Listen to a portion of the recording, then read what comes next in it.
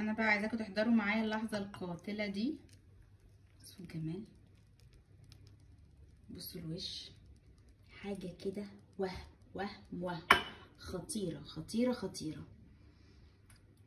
بصوا، يا ريتكم تيجوا تشموا الريحه اصلا ولا تشوفوا جمالها.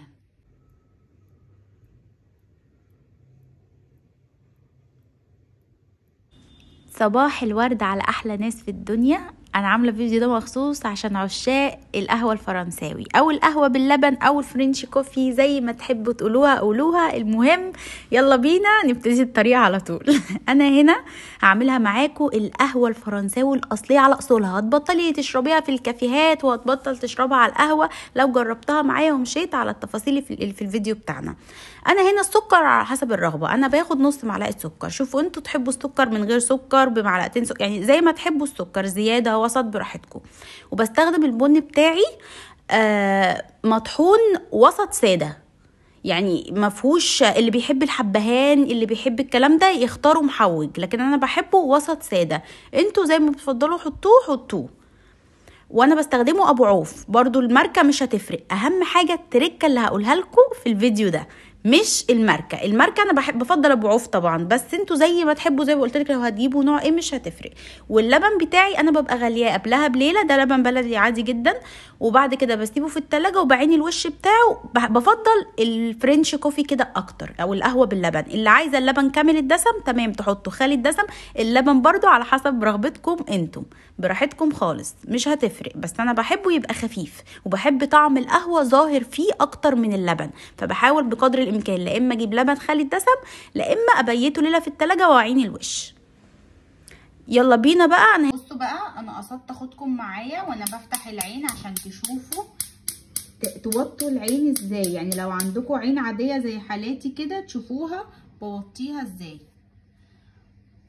شايفين انا موطيه العين ازاي؟ اوطى حاجه، هي اصغر عين عندي واوطى حاجه ممكن توصل لها العين بتاعتك.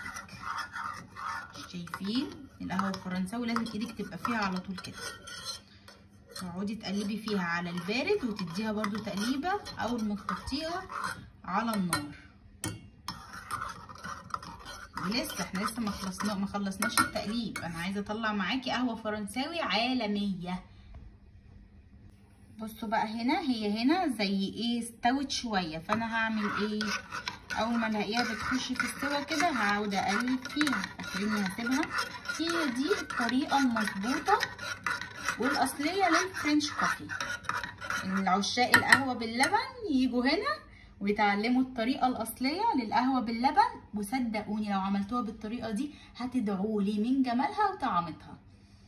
خطيره، هتدمنوها. حتى لو بيحبوهاش هيحبوها، لان احنا كده بنسوي القهوه على مهلنا. يعني حتى لو نوع بن غير ابو عوف حركه النار دي، شايف موطينها على اوطى حاجه ازاي؟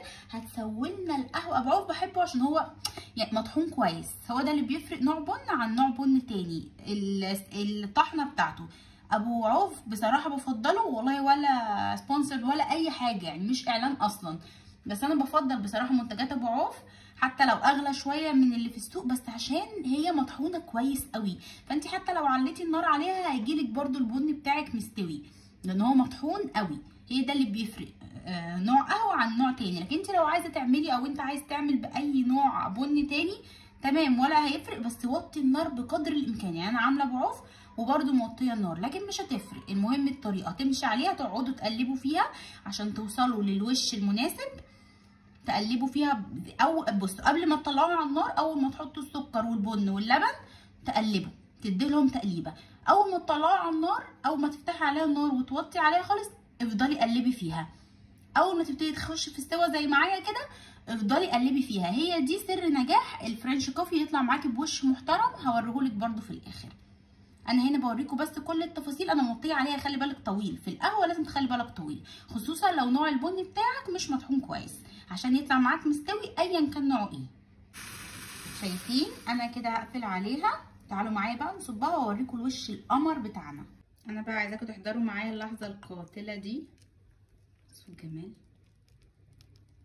بصوا الوش، حاجه كده وهم خطيره خطيره خطيره.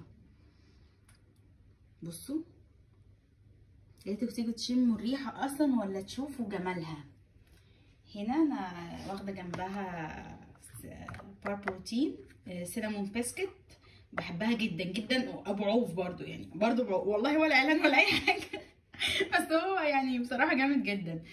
في كمان نوع بار بروتين تانية بستخدمها بصراحه، انا بفضلها اكتر من دي، بس دي برضو اوقات لما التانية متبقاش موجوده او مش متاحه ليا بجيب دي. في بينها كذا فليفر يعني زي ما انت ما تحبي او زي ما انت ما تحب اي طعم، بس انا بحب اللي هي بالبسكوت والقرفه، خطيره بحبها قوي. يلا صباحكم فل، باي باي.